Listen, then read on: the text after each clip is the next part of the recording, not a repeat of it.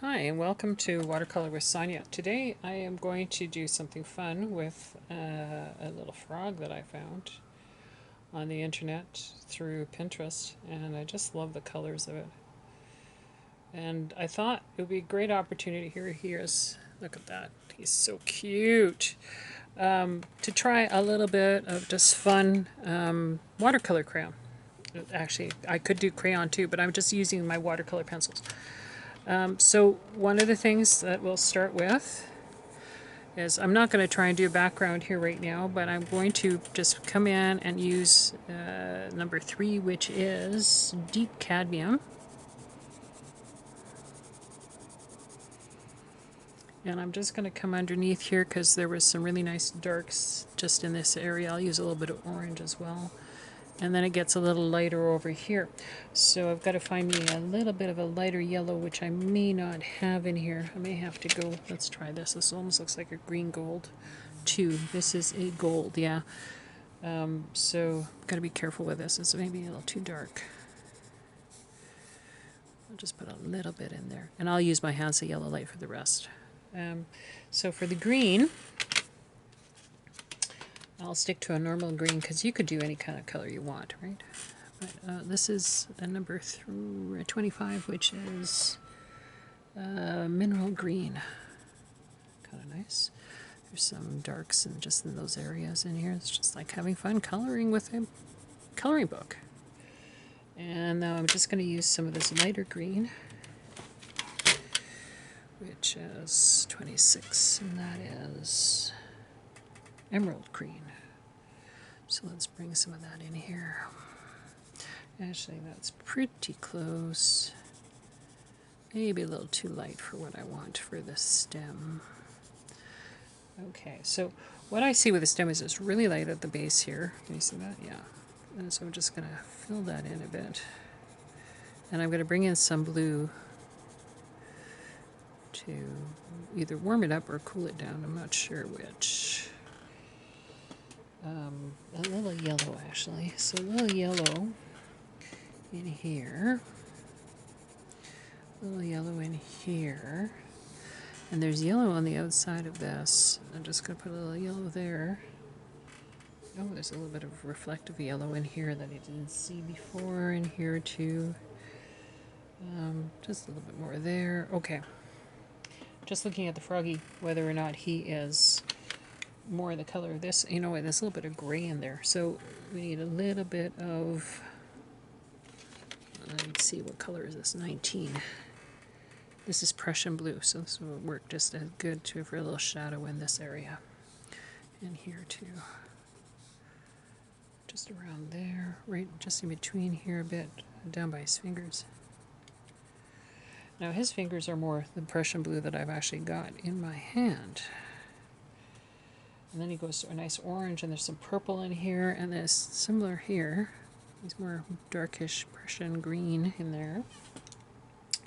So I'm going to use this lovely green that I have and pop that in there. Oh, it's quite light up there. And add a little bit more yellow. Oh, there's the yellow in here. It's white over here, kind of, I went too far up a bit. It's even orangey in here. Oh, I love it. So there's my orange, and there's orange in here. It's a little bit more reddish orange.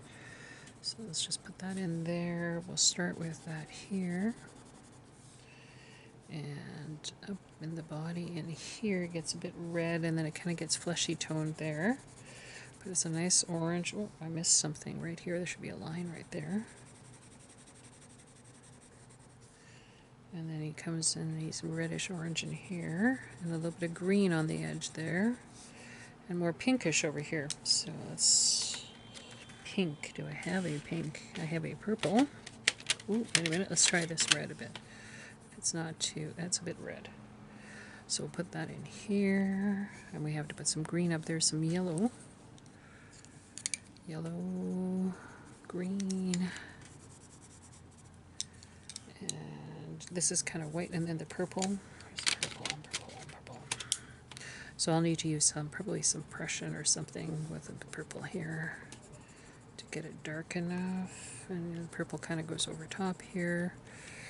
Okay, leave those colors out so I can mark what I did.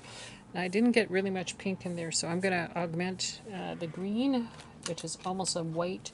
It's a hint of green just around the edge there. Okay, let's apply the brush. I'm using a small brush, and just going to apply that right through here. Now my water is a bit orangey, so that's probably what's coming through here.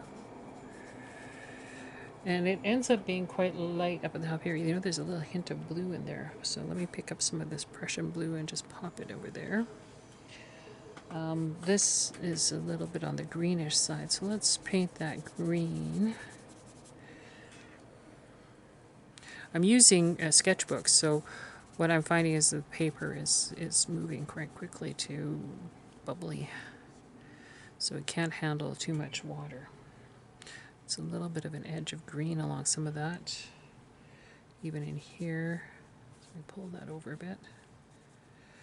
Okay, let's come down. Let's just watch carefully, because with the crayons, what happens is, well, these are all green anyways. Okay, let's just bring it down.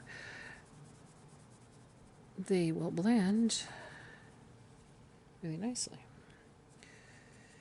And a little bit more of an orangey color there. Let's just don't use too much water.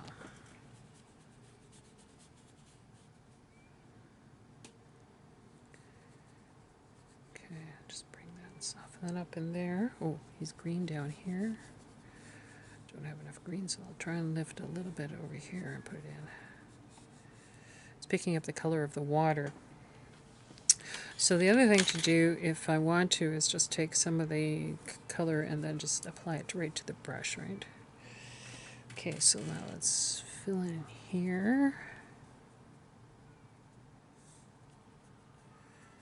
So what I'm noticing already is that the cleaner your water is, the better chance you are having a brighter color.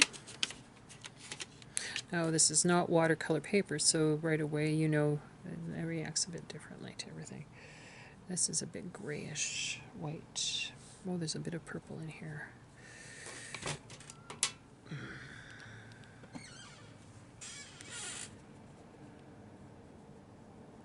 So where did I say that purple went to? Just kind of pops in there. This becomes a reddish area. This is more pinkish. So let's take my Hansa. No, my permanent rose, which I just have to find my paints here for a sec. Okay, so when you don't have the color, away we go with finding the right color. So a bit more of that in here. And that gets put into here as well. In here. It's quite nice actually. And pop it in there. It's a bit greener there, a little yellow. There's hints of this red all along, actually. Let's push that up a bit. Let's fill in this area. I think I should have put a little bit more green there, so let's find my green. And pop in a bit more green over there. Okay. And this is good. Gonna be a little dark. Oh, that shadow that didn't end up happening. We can put that shadow in now. It's not so much of a shadow there. That's quite light green. The shadow comes through here.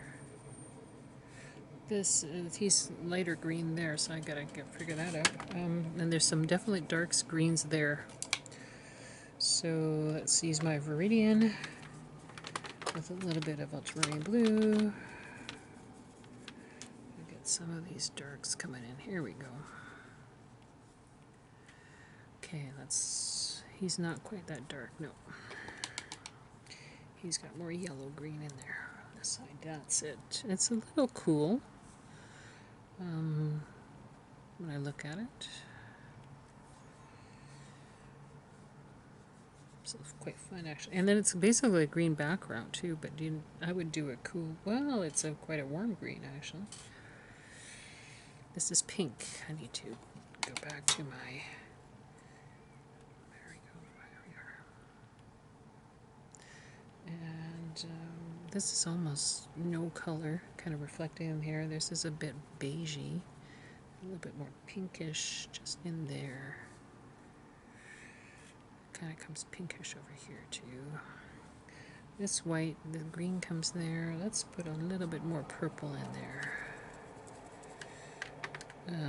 Blue in the permanent rose if you need to get a nice ultramarine blue or phthalo blue, depending on which. Even Viridian green will get a beautiful purple. Comes down into here. His eyes, just look in here. There's a little bit of purple down in here. Tiny bit of hint of purple in here, just kind of as a shadow. Here it's just basically white coming up. There's a bit of shadow in between his, and I'm just looking at the fingers because there's a bit more to the fingers here, including just a bit here. A little bit more coming up here.